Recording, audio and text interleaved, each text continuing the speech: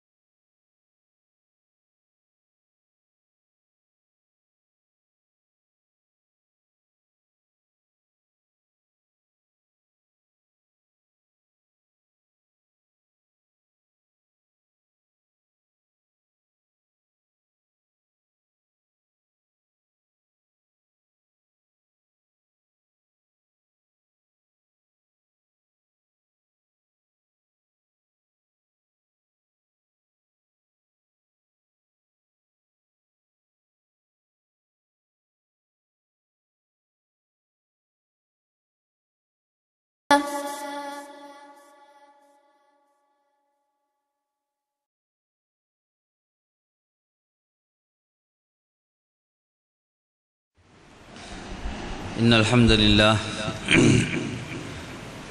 نحمده ونستعينه ونستغفره ونؤمن به ونتوكل عليه ونعوذ بالله من شرور أنفسنا ومن سيئات أعمالنا من يهده الله فلا مضل له ومن يضلل فلا هادي له أشهد أن لا إله إلا الله وأشهد أن محمدا عبده ورسوله يا أيها الذين آمنوا اتقوا الله حق تقاته ولا تموتن إلا وأنتم مسلمون يا أيها الناس اتقوا ربكم الذي خلقكم من نفس واحدة وخلق منها زوجها وبث منهما رجالا كثيرا ونساء واتقوا الله الذي تساءلون به والأرحام إن الله كان عليكم رقيبا يا أيها الذين آمنوا اتقوا الله وقولوا قولا سديدا يصلح لكم أعمالكم ويغفر لكم ذنوبكم ومن يطع الله ورسوله فقد فاز فوزا عظيما أما بعد அன்பார்ந்த இஸ்லாமிய சகோதரர்களே, அஸ்ஸலாமு அலைக்கும் வரஹ்மத்துல்லாஹி வபரகாத்துஹு. இன்றைய பாடத்திலே ஜஅஃபர் இப்னு அபி தாலிப் ரலியல்லாஹு அன்ஹு அவர்களை பற்றிய அவர்களுடைய வாழ்க்கையோடு சம்பந்தப்பட்ட சில விடயங்களை பற்றி நாங்கள் அலசி ஆராய்வோம். சென்ற மாதத்திலே சஹாபாக்கள் சரிதையிலே அலி இப்னு அபி தாலிப் ரலியல்லாஹு அன்ஹு அவர்களை பற்றி நாங்கள் பேசினோம். இன்று ஜஅஃபர் இப்னு அபி தாலிப் ரலியல்லாஹு அன்ஹு அவர்கள் அலி ரலியல்லாஹு அன்ஹு அவர்களுடைய உற்ற சகோதரனாக இருக்கக்கூடிய ஜஅஃபர் தய்யார் என்று வர்ணிக்கப்படக்கூடிய ஜஅஃபர் ரலியல்லாஹு அன்ஹு அவர்களை பற்றி, அவர்களுடைய தியாகங்கள், அவர்கள் இஸ்லாத்துக்காக செய்த சேவைகள், அவைகளை பற்றி சற்று நாங்கள் பேசுவோம். ஜஅஃபர் இப்னு அபி தாலிப் ரலியல்லாஹு அன்ஹு அவர்கள் 2 ஹிஜ்ரத்திலும் கலந்து கொண்ட முக்கியமான சஹாபி. ஆரம்பமாக சஹாபாக்கள் குறிப்பிட்ட சிலர் ஹபஷாவுக்கு, அபிசீனியாவுக்கு ஹிஜ்ரத் சென்றார்கள். அந்த ஹிஜ்ரத்தில் பங்கு கொண்டு முக்கிய சில பணிகளை மேற்கொண்ட ஒரு சஹாபியாக ஜாஃபர் இப்னு அபி தாலிப் ரலியல்லாஹு அன்ஹு அவர்கள் கருதப்படுகிறார்கள். இரண்டாவதாக மதீனாவுக்கு நபிகளார் ஸல்லல்லாஹு அலைஹி வஸல்லம் அவர்களோடு ஹிஜ்ரத் சென்ற ஒரு சஹாபியாகவும் கருதப்படுகிறார்கள். ஹிஜ்ரி 8 முஅத்தா யுத்தம் ஜோர்தான் பகுதியிலே நடைபெற்ற அந்த யுத்தத்திலே ஜாஃபர் ரலியல்லாஹு அன்ஹு அவர்கள் படை தளபதியாக கலந்து கொண்டு அங்கே ஷஹீதாகின்றார்கள். அலி இப்னு அபி தாலிப் ரலியல்லாஹு அன்ஹு அவர்களை விட 10 வருடங்கள் வயதிலே மூத்தவர்களாக கருதப்படக்கூடிய அவர்கள் ஆரம்பமாக இஸ்லாத்தை ஏற்றுக்கொண்டவர்களிலே ஒருவராக கருதப்படுகிறார்கள். தாருல் அர்கம் என்ற இடத்திலே ரசூலுல்லாஹி ஸல்லல்லாஹு அலைஹி வஸல்லம் அவர்கள் இரகசியமாக தாவா செய்து கொண்டிருக்கக்கூடிய அந்த வேளையிலே இஸ்லாத்தோடு தன்னையும் இணைத்து கொண்ட ஒரு முக்கிய சஹாபியாக கருதப்படுகிறார்கள். அவர்கள் அஸ்மா பின்த் உமைஸ் என்ற பெண்மணியை திருமணம் முடித்தார்கள். அந்த பெண்மணி மூலமாக பல பிள்ளைகளை பெற்றெடுத்தார்கள். இஸ்லாத்துக்காக அரும் பெரும் சேவை செய்த ஒரு சஹாபியாக கருதப்படுகிறார்கள். ஜாஃபர் இப்னு அபி தாலிப் ரலியல்லாஹு அன்ஹு அவர்கள் இஸ்லாத்தை ஏற்றுக்கொண்ட காலத்திலிருந்து குறைஷிகளால் நோவினைப்படுத்தப்பட்டார்கள், சொல்லனா துயரங்களுக்கு உள்ளாக்கப்பட்டார்கள். அதற்கு பின்னால் ரசூலுல்லாஹி ஸல்லல்லாஹு அலைஹி வஸல்லம் அவர்கள் அவர்களுக்கு ஹிஜ்ரத் செல்வதற்காக அனுமதி வழங்கினார்கள். ஹபஷா என்று அழைக்கப்படக்கூடிய, இன்று அபிசீனியா என்று சொல்லப்படுகின்றது, அது எத்தியோப்பியா பகுதியைச் சேர்ந்த, ஆப்பிரிக்கா பகுதியைச் சேர்ந்த ஒரு பூமியாக கருதப்படுகின்றது. அந்த இடத்திலே கிறிஸ்தவர்கள் அதிகமாக வாழ்ந்து கொண்டிருந்தார்கள். அந்த நேரத்திலே அங்கே அரசனாக இருந்தவர் நஜாஷி எனப்படக்கூடிய ஒருவர். அவர்களிடம் புகலிடம் கோரி சஹாபாக்கள் 80க்கு மேற்பட்ட தொகையினர் ஹபஷாவை நோக்கி ஹிஜ்ரத் சென்றார்கள். ரசூலுல்லாஹி ஸல்லல்லாஹு அலைஹி வஸல்லம் அவர்களுடைய 46வது வயது, நுபுவத் 6ஆம் ஆண்டு அங்கே மக்கள் ஹிஜ்ரத் சென்றார்கள். ஹிஜ்ரத் சென்றதும் அவர்களுக்கு அங்கே பாதுகாப்பு கிடைத்தது. அச்சமில்லாத ஒரு வாழ்க்கை வாழ்ந்தார்கள். இவ்வளவு காலமாக குறைஷிகளோடு கஷ்டப்பட்ட அவர்கள் நிம்மதியாக வாழத் துவங்கினார்கள். அவர்களுக்கு பாதுகாப்பாக நஜாஷி மன்னனும் உதவியாக இருந்தார். இதனை கேள்விப்பட்ட குறைஷிகள் குறைஷிகளிலே இருவரை தெரிவு செய்கிறார்கள். அம்ர் இப்னு ஆஸ், அப்துல்லா இப்னு அபி ரபியா என்று சொல்லப்படக்கூடிய இருவர். இந்த இருவரும் பின்னர் இஸ்லாத்தை ஏற்றுக்கொள்கிறார்கள். இவர்கள் காஃபிராக இருக்கக்கூடிய நேரத்திலே நஜாஷி மன்னனிடத்திலே தூதுவராக அனுப்புகிறார்கள். அங்கே அவர்கள் பல பெருமதியான ஹதியாக்களை எடுத்துக்கொண்டு, நன்கொடைகளை எடுத்துக்கொண்டு நஜாஷியை சந்திக்கின்றார்கள். சந்தித்து கூறுகின்றார்கள், இதோ சில வாலிபர்கள், சில மடையர்கள் எங்களுடைய மார்க்கத்தை விட்டுவிட்டு, எங்கள் மூதாதையினுடைய மார்க்கத்தை விட்டுவிட்டு, எமது பூமியிலே பல குழப்பங்களை விளைவித்துவிட்டு உங்களிடத்திலே தஞ்சம் புகுந்திருக்கிறார்கள். உங்களையும் குழப்ப வந்திருக்கிறார்கள், எனவே அவர்களை திருப்பி அனுப்பி விடுங்கள் என்று ஒரு கோரிக்கையை விடுக்கின்றார்கள். அப்பொழுது ஹபஷாவிலே பொறுப்பாக இருந்த நஜாஷி மன்னன் இந்த சஹாபாக்கள் அவர்களிலே யார் தலைவர் என்பதை கேட்டறிந்ததற்கு பின்னால் அவர்களை அழைத்து பேசுகிறார். அவர்களுக்கு தலைவராக அன்று ஜஅஃபர் இப்னு அபி தாலிப் ரலியல்லாஹு அன்ஹு அவர்கள் தான் இருந்தார்கள். அவர்கள் தான் பேச வேண்டும் என்று முடிவெடுத்துக் கொண்டார்கள். அரசனுக்கு முன்னிலையிலே சென்று அவர்கள் பேச்சிலே ஈடுபடுகிறார்கள். இப்பொழுது அந்த அரசன் நஜாஷி மன்னன் அவர்களை பற்றி விசாரிக்கின்றார். நீங்கள் ஏன் இந்த இடத்துக்கு வந்திருக்கிறீர்கள்? உங்களுடைய மார்க்கம் என்ன? நீங்கள் புதிதாக ஒரு மார்க்கத்தை உருவாக்கி இருக்கிறீர்களாமே, உங்களுடைய கூட்டத்தினர்கள் இருக்கக்கூடிய அந்த மார்க்கத்தை விட்டு விலகி ஊரிலே பிரச்சனைகளை ஏற்படுத்திவிட்டு வந்திருக்கிறார்களாமே என்று உங்களை பற்றி பல விடயங்கள் கூறப்படுகின்றன. இவைகளை பற்றி நீங்கள் என்ன சொல்லப் போகிறீர்கள் என்று பல விடயங்களை வினவுகிறார். அப்பொழுது ஜஅஃபர் இப்னு அபி தாலிப் ரலியல்லாஹு அன்ஹு அவர்கள் முன்னே வந்து, அரசனே, நாங்கள் ஜாஹிலியா கால மக்களாக இருந்தோம்.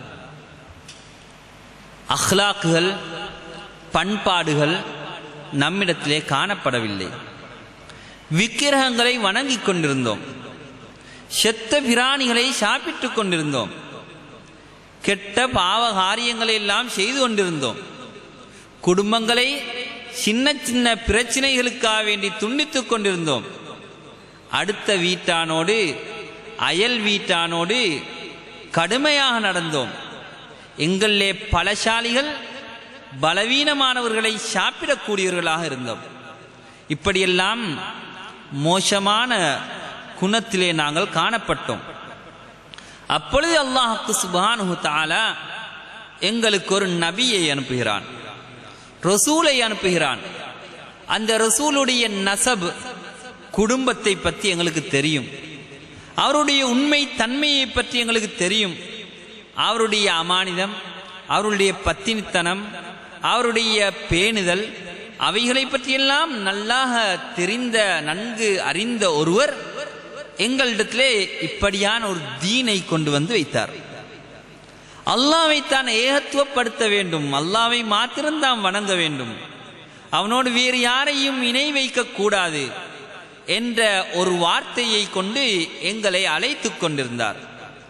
நாம் வணங்கக்கூடிய கற்கள், இந்த விக்கிரகங்கள் அனைத்தும் அல்லாஹ்விடத்தில் எந்த பிரயோஜனத்தையும் செய்ய மாட்டாது என்று எங்களுக்கு உபதேசித்தார் என்றெல்லாம் நபிகளார் ஸல்லல்லாஹு அலைஹி வஸல்லம் அவர்களுடைய தாவாவை பற்றி வர்ணிக்கின்றார்கள். பேச்சிலே உண்மையாக நடக்கும்படியும், அமானிதங்களை நிறைவேற்றும்படியும், குடும்பத்தை சேர்ந்து நடக்கும்படியும், அண்டை வீட்டாரோடு ஒழுங்காக நல்ல முறையிலே நடக்கும்படியும், ஹராமான விடயங்களை தவிர்க்கும்படியும், இரத்தங்களை ஓட்ட வேண்டாம் என்றும் இப்படியாகெல்லாம் நல்ல விடயங்களை போதித்துக் கொண்டிருக்கிறார். பொய்யான செயல்கள், பேச்சுக்கள், அவைகளை விட்டும் நம்மை தடுக்கின்றார். யதீம்களுடைய சொத்துக்களை சாப்பிடுவதை தடை செய்கிறார். முஹ்சனாத் என்று சொல்லப்படக்கூடிய பத்தினித்தனமான பெண்களுக்கு அவதூறு சொல்வதை தடுக்கின்றார். இப்படியெல்லாம் நல்ல விடயங்களை கொண்டு ஏவக்கூடிய அந்த நபி தொழுகையை கொண்டு ஏவுகிறார், ஜகாத்தை கொண்டு ஏவுகிறார், நோன்பு பிடிக்குமாறு ஏவுகிறார். இப்படியெல்லாம் நல்ல விடயங்களை சொல்லித் தருகிறார். அதனால் நாங்கள் அவரை ஏற்றுக்கொண்டு இந்த இஸ்லாத்திலே நுழைந்தோம்.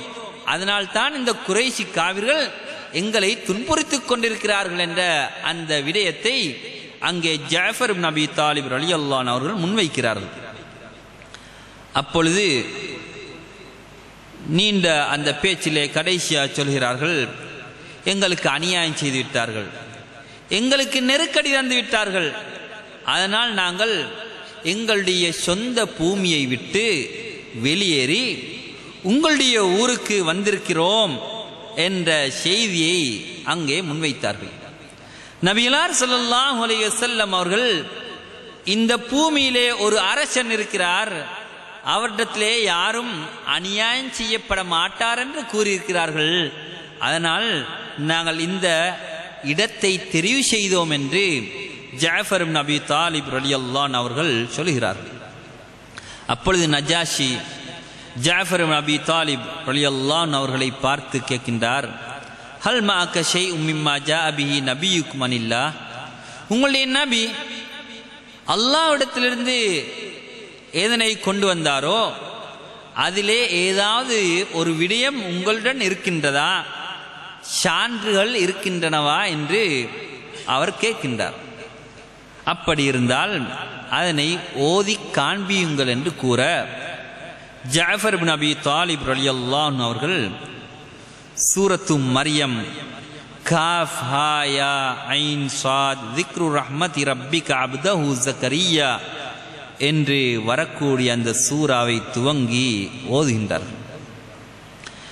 இந்த சூறாவிலே மரியம் அலைஹிஸ்ஸலாத்து வஸ்ஸலாம் அவர்களுடைய சம்பவங்கள் வருகின்றன. ஈசா அலைஹிஸ்ஸலாத்து வஸ்ஸலாம் அவர்களை பற்றி தீனுல் இஸ்லாம் நபிகளார் ஸல்லல்லாஹு அலைஹி வஸல்லம் அவர்கள் என்ன போதித்தார்கள் என்ற சுருக்கமான வரலாறு அங்கே கூறப்படுகின்றது. அதனை ஓதிக்கொண்டிருக்கக்கூடிய நேரத்திலே நஜாஷி கண்ணீர் விட்டு அழுகின்றார். அதற்கு பின்னால் நஜாஷி கூறுகிறார், இவர் ஓதக்கூடிய விடயம், இவர் சொல்லக்கூடிய விடயமும் நபியுனா ஈசா அலைஹிஸ்ஸலாத்து வஸ்ஸலாம் அவர்கள் சொன்ன விடயமும் ஒரே மிஷ்காத், ஒரே மின் விளக்கிலிருந்து வரக்கூடிய ஒன்றாக இருக்கின்றது, ஒரே இடத்திலிருந்து தான் வருகின்றது. ஏனென்றால் இஞ்சியில் என்ன சொல்லப்பட்டிக்கோ அதே செய்திய எந்த திரிப்பும் இல்லாம இவரும் கூறிக்கொண்டிருக்கிறார் என்று நஜாஷி அங்கே கூறுகின்றார். அப்பொழுது அம்ர் இப்னு ஆஸ் குறைஷியுடைய தூதுவராக வந்தவர் அப்துல்லா இப்னு அபி ரபியா அந்த இருவரையும் பார்த்து நஜாஷி கூறுகிறார், ஃபலா வல்லாஹி லா உஸல்லிமுஹும் இலைக்குமா அபதா, இவங்களை உங்கள்கிட்ட நான் பாரம் தர மாட்டேன். இவங்க சரியான ஒரு வேதத்தில் இருக்கிறார்கள், உண்மையான ஒரு மார்க்கத்தில் இருக்கிறார்கள், எனவே இவர்களை நான் உங்களிடத்திலே ஒப்படைக்க மாட்டேன் என்று கூறுகிறார். அப்பொழுது அவர்கள் கூறுகிறார்கள், மன்னரே, இவர்கள் ஈசாவை பற்றி தவறாக கூறுகிறார்கள், ஈசாவை பற்றி தவறாக கூறுகிறார்கள் என்று கூற அந்த ஜாஃபர் இப்னு அபி தாலிப் ரலியல்லாஹு அன்ஹு அவர்கள் ஈசா அலைஹிஸ்ஸலாத்து வஸ்ஸலாம் அவர்களை பற்றி எங்களுடைய கொள்கை யாது என்று வர்ணிக்கின்றார்கள். அவர்கள் அல்லாஹுடைய ஒரு அடியான், அல்லாஹுடைய ஒரு ரசூல், அல்லாஹுடைய ரூஹ், கலிமத்துல்லாஹ், அல்லாஹுடைய வார்த்தை மூலமாக அவர்கள் வந்தவர்கள். இப்படியெல்லாம் குர்ஆனிலே வரக்கூடிய செய்தியை கூற அதனை நஜாஷி திருப்தியாக காண்கின்றார். இதுவும் குர்ஆனிலே இருக்கக்கூடிய அந்த விடயமும் இஞ்சிலிலே இருக்கக்கூடிய அந்த விடயமும் ஒன்றுதான் என்று ஏற்றுக்கொண்டு இவர்களை நான் உங்களுக்கு திருப்பி தரமாட்டேன் என்று கூறிவிட்டு அவர்கள் பிரமாண்டமான ஹதியாக்கள் நன்கொடைகளை எல்லாம் கொண்டு வந்திருந்தார்களே அவைகள் அனைத்தையும் திருப்பி கொடுக்கின்றார்கள். இவர்கள் தோல்வி கண்டவர்களாக அந்த இடத்தை விட்டு திரும்பிச் செல்கிறார்கள். ஜாஃபர் இப்னு அபி தாலிப் ரலியல்லாஹு அன்ஹு அவர்கள் கொஞ்ச காலம் அங்கே வாழ்ந்துவிட்டு ஹைபர் யுத்தம் நடக்கக்கூடிய காலத்திலே ஜாஃபர் இப்னு அபி தாலிப் ரலியல்லாஹு அன்ஹு அவர்கள் மதீனாவுக்கு திரும்பி வருகிறார்கள். ரசூலுல்லாஹி ஸல்லல்லாஹு அலைஹி வஸல்லம் அவர்களுக்கு ஹைபர்லே யகூதிகளுக்கு எதிரான அந்த யுத்தத்திலே முஸ்லிம்கள் வெற்றி கொண்டு விட்டார்கள் என்ற செய்தி கிடைக்கின்றது. கிடைக்கக்கூடிய அடுத்த கணம் ஜஅஃபர் ரலியல்லாஹு அன்ஹு அவர்கள் மதீனாவை வந்தடைத்திருக்கிறார்கள் என்ற செய்தியும் வருகின்றது. அப்பொழுது ரசூலுல்லாஹி ஸல்லல்லாஹு அலைஹி வஸல்லம் அவர்கள் கூறுகிறார்கள், நான் ஹைபர் யுத்தத்துடைய வெற்றியை கொண்டு சந்தோஷப்படுவதா, அல்ல ஜஅஃபர் இப்னு அபீ தாலிப் மதீனாவுக்கு வந்திருக்கிறாரே அவருடைய வருகையை வைத்து சந்தோஷப்படுவதா என்று அந்த ஜஅஃபர் இப்னு அபீ தாலிப் ரலியல்லாஹு அன்ஹு அவர்களுடைய வருகையை பெருமிதமாக எடுத்து கூறுகின்றார்கள். ஜஅஃபர் ரலியல்லாஹு அன்ஹு அவர்கள் ரசூலுல்லாஹ்வோடு தோள் கொடுத்து உதவியாக இருந்த அந்த சஹாபி ஜஅஃபர் ரலியல்லாஹு அன்ஹு அவர்களை ரசூலுல்லாஹ் மிகவும் விரும்பினார்கள். சில சஹாபாக்கள், விசேஷமாக அபூ ஹுரைரா ரலியல்லாஹு அன்ஹு அவர்கள் கூறுகிறார்கள், ஜஅஃபர் இப்னு அபீ தாலிப் ரலியல்லாஹு அன்ஹு அவர்கள் எப்படிப்பட்டவர்கள் என்றால், மிஸ்கீன்களுக்கு உதவி செய்வதிலே தன்னை முற்படுத்திக் கொண்டவர்கள்.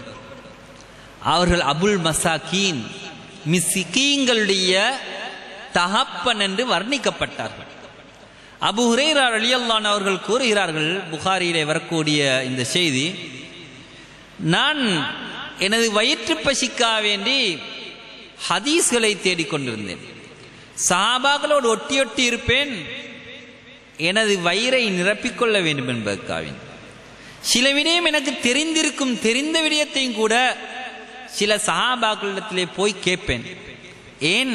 எனது பரிதாப நிலையை பார்த்து எனக்கு உணவு தர வேண்டும் என்பதற்காக வேண்டி தெரிந்த விடயங்களையும் போய் கேட்பேன். இப்படியாக ஒரு நாள் ஜஅஃபர் இப்னு அபீ தாலிப் ரலியல்லாஹு அன்ஹு அவர்களை நெருங்கிய போது, ஜஅஃபர் ரலியல்லாஹு அன்ஹு அவர்கள் வீட்டில் இருந்த அவர்களுடைய தேன் சேமித்திருந்த அந்த ஒரு குவளையை கொண்டு வந்து எனக்கு தேன் புகட்டினார்கள் என்ற ஒரு செய்தியை அபூ ஹுரைரா ரலியல்லாஹு அன்ஹு அவர்கள் கூறுகின்றார்கள். எனவே மிஸ்கீன்களுடைய விடயத்திலே மிகவும் கரிசனை காட்டிய ஒரு சஹாபி, தோற்றத்திலே ரசூலுல்லாஹி ஸல்லல்லாஹு அலைஹி வஸல்லம் அவர்களுக்கு மிகவும் ஒப்பான ஒரு சஹாபியா இருந்தார்கள். ரசூலுல்லாஹி ஸல்லல்லாஹு அலைஹி வஸல்லம் சொன்னார்கள், எனது குணத்திலும் அதே போன்று எனது இந்த படைகோலத்திலும் நீங்கள் எனக்கு ஒப்பாக இருக்கின்றீர்கள் என்று நபி ஸல்லல்லாஹு அலைஹி வஸல்லம் அவர்கள் ஜஅஃபர் ரலியல்லாஹு அன்ஹு அவர்களை புகழ்ந்து கூறிய செய்திகளை நாங்கள் பார்க்கின்றோம். அன்பார்ந்த இஸ்லாமிய சகோதரர்களே, ஜஅஃபர் ரலியல்லாஹு அன்ஹு அவர்கள் அஸ்மா பின்த் உமைஸ் ரலியல்லாஹு அன்ஹா அவர்களோடு வாழ்க்கை நடத்தினார்கள். அவர்களுக்கு பல பிள்ளைகள் இருக்கிறார்கள். அதிலே முக்கியமாக 3 பிள்ளைகளை சொல்கிறார்கள். ஜஅஃபர் என்ற ஒரு பிள்ளை, முஹம்மது என்ற ஒரு பிள்ளை, அதே போல அப்துல்லா என்ற 3 பிள்ளைகள் முக்கியமாக கருதப்படக்கூடியவர்கள். இவர்களோடு ஜஅஃபர் ரலியல்லாஹு அன்ஹு அவர்கள் வாழ்ந்து கொண்டிருந்தார்கள். ஹிஜ்ரி 8ஆம் ஆண்டு மூத்தா யுத்தத்துக்கான அறைகூவல் விடுக்கக்கூடிய நேரத்திலே ரசூலுல்லாஹி ஸல்லல்லாஹு அலைஹி வஸல்லம் அவர்கள் ஜஅஃபர் இப்னு அபீ தாலிப் ரலியல்லாஹு அன்ஹு அவர்களையும் அந்த யுத்தத்திலே ஒரு தளபதியாக அனுப்புகிறார்கள். அதிலே 3 சஹாபாக்களை ரசூலுல்லாஹி ஸல்லல்லாஹு அலைஹி வஸல்லம் அவர்கள் நியமிக்கின்றார்கள். ஸைத் இப்னு ஹாரிஸா ரலியல்லாஹு அன்ஹு அவர்கள், ஜஅஃபர் இப்னு அபீ தாலிப் ரலியல்லாஹு அன்ஹு அவர்கள், இப்படியாக அப்துல்லா இப்னு ரவாஹா ரலியல்லாஹு அன்ஹு அவர்கள் 3 சஹாபாக்களை குறித்து இதிலே முதலாவதாக தளபதியாக ஸைத் இப்னு ஹாரிஸா இருக்க வேண்டும். ஸைத் இப்னு ஹாரிஸாவுக்கு ஏதாவது ஏற்பட்டுவிட்டால் ஜஅஃபர் இப்னு அபீ தாலிப் ரலியல்லாஹு அன்ஹு அவர்கள் தளபதியாக இருக்க வேண்டும். ஜஅஃபர் இப்னு அபீ தாலிபுக்கு ஏதாவது ஏற்பட்டுவிட்டால் அப்துல்லா இப்னு ரவாஹா தளபதியாக இருக்க வேண்டும் என்ற ஒரு செய்தியை கூறி ரசூலுல்லாஹி ஸல்லல்லாஹு அலைஹி வஸல்லம் அவர்கள் அந்த யுத்தத்துக்கு அனுப்புகிறார்கள். இந்த செய்தியை சொன்னதோடு சில சஹாபாக்கள் விளங்கி கொண்டார்கள், இந்த 3 தளபதிகளும் ஷஹீதாக்கப்படுவார்கள் என்ற அந்த செய்தியை விளங்கி கொண்டார்கள். அந்த யுத்தத்திலே, ரோம் தேசத்திலே நடந்த அந்த யுத்தத்திலே கலந்து கொள்கிறார்கள். முதலாவதாக ஸைத் இப்னு ஹாரிஸா ரலியல்லாஹு அன்ஹு அவர்கள் ஷஹீதாக்கப்படுகிறார்கள். இரண்டாவது தளபதியாக ஜாஃபர் இப்னு அபி தாலிப் ரலியல்லாஹு அன்ஹு அவர்கள் யுத்த தளபதியாக இருக்கின்றார்கள். கொடியை ஏந்திய வண்ணம் யுத்தம் செய்யக்கூடிய நேரத்திலே அவர்களுடைய கை வெட்டப்படுகின்றது. ஒரு கை வெட்டப்பட்டு இரண்டாவது கையும் வெட்டப்படக்கூடிய நேரத்திலே தனது புயத்தினாலே கொடிகளை தாங்கிக் கொண்டிருக்கிறார்கள். அதற்கு பின்னால் அவர்களுடைய கால்களும் வெட்டப்பட்டு அவர்கள் அந்த இடத்திலே ஷஹீதாகின்றார்கள். அவர்களுடைய ஜனாசாவை கண்ட சில சஹாபாக்கள் சொல்கிறார்கள், நாங்கள் ஜாஃபர் இப்னு அபி தாலிப் ரலியல்லாஹு அன்ஹு அவர்களுடைய ஜுஸ்ஸா, அந்த உடம்பை, அவர்களுடைய உடம்பை தேடிக்கொண்டிருந்தோம். திட்டம் பிடிக்க முடியாத அளவு அவர்கள் காயப்படுத்தப்பட்டிருந்தார்கள். அவர்களுடைய உடம்பிலே 90க்கும் மேற்பட்ட காயங்கள் காணப்பட்டன. ஈட்டியால் குத்தப்பட்டும் வாளால் வெட்டப்பட்டும் இப்படியாக 90க்கும் மேற்பட்ட காயங்கள் ஏற்படுத்தப்பட்டு அவருடைய உடம்பு காணப்பட்டதென்ற செய்தியை சஹாபாக்கள் கூறுகிறார்கள். அது மட்டுமல்ல, அபு ஜாஃபர் இப்னு அபி தாலிப் ரலியல்லாஹு அன்ஹு அவர்கள் அவர்களுடைய 2 கரத்தையும் இழந்தார்கள். இழந்ததின் காரணமாக ரசூலுல்லாஹி ஸல்லல்லாஹு அலைஹி வஸல்லம் அவர்கள் சொன்னார்கள், அவர்களுக்கு அல்லாஹ் சுப்ஹானஹு வ தஆலா 2 கரத்துக்கும் 2 கைக்கும் பதிலாக 2 இறக்கைகளை பகரமாக கொடுத்து விட்டான். அவர்கள் அந்த இறக்கையின் மூலமாக சுவனத்திலே பறந்து கொண்டிருக்கிறார்கள் என்று ஜாஃபர் ரலியல்லாஹு அன்ஹு அவர்களை பற்றி கூறிவிட்டு அவர்கள் ஜாஃபர் அத்-தய்யார், பறக்கக்கூடிய ஜாஃபர் என்று பின்னால் வர்ணிக்கப்படக்கூடியவர்களாக இருந்தார்கள். ரசூலுல்லாஹி ஸல்லல்லாஹு அலைஹி வஸல்லம் சொன்னார்கள், அவர்களுக்கு 2 இறக்கைகள் வழங்கப்பட்டிருக்கின்றன. அந்த 2 இறக்கைகளும் இரத்தங்கள் தோய்ந்த 2 இறக்கைகளாக இருக்கின்றன. அந்த இறக்கையின் மூலமாக அவர் சுவனத்திலே பறந்து கொண்டிருக்கிறார் என்று ரசூலுல்லாஹி ஸல்லல்லாஹு அலைஹி வஸல்லம் அவர்கள் கூறுகின்றார்கள். அன்பார்ந்த இஸ்லாமிய சகோதரர்களே, ஜாஃபர் இப்னு அபி தாலிப் ரலியல்லாஹு அன்ஹு அவர்களுடைய சரித்திரம் மிக முக்கியமான ஒரு சரித்திரம். மிக நீண்ட பல சேவைகளை செய்த ஒரு முக்கிய ஒரு சஹாபி. அவர்களுடைய மரண செய்தி கேள்விப்பட்டதோடு ரசூலுல்லாஹி ஸல்லல்லாஹு அலைஹி வஸல்லம் அவர்கள் அவர்களுடைய குடும்பத்தார்களோடு இருக்கக்கூடியவர்களுக்கு பார்த்து சொன்னார்கள், இஸ்னஉ லி ஆலி ஜஅஃபரின் தஆமா. ஆலு ஜஅஃபர், ஜஅஃபருடைய குடும்பத்துக்கு நீங்க உணவை தயாரிச்சு கொடுங்க. மையத்து வீட்டுக்கு உணவு தயாரிச்சு கொடுங்க. ஏனென்றா ஜாஃபருடைய குடும்பத்துக்கு அவங்கள பராக்காக்கக்கூடிய ஒரு விடயம் ஏற்பட்டு விட்டது, அவங்களுக்கு சோழி ஏற்பட்டுட்டு. எனவே அவங்களுக்கு உணவு தயாரித்து கொடுங்கன்னு சொல்லி ரசூலுல்லாஹி ஸல்லல்லாஹு அலைஹி வஸல்லம் அவர்கள் சொன்னார்கள். ஜாஃபர் ரலியல்லாஹு அன்ஹு அவர்களுடைய அந்த வருகையை கொண்டு ரசூலுல்லாஹி ஸல்லல்லாஹு அலைஹி வஸல்லம் அவர்கள் எப்படி சந்தோஷப்பட்டார்களோ அதே போன்று ஜாஃபர் இப்னு அபி தாலிப் ரலியல்லாஹு அன்ஹு அவர்களுடைய மரணத்தை கொண்டு நபிகளார் ஸல்லல்லாஹு அலைஹி வஸல்லம் அவர்கள் மிகவும் கவலைப்பட்டார்கள் என்ற அந்த செய்தியையும் நாங்கள் பார்க்கக்கூடியதாக இருக்கின்றது.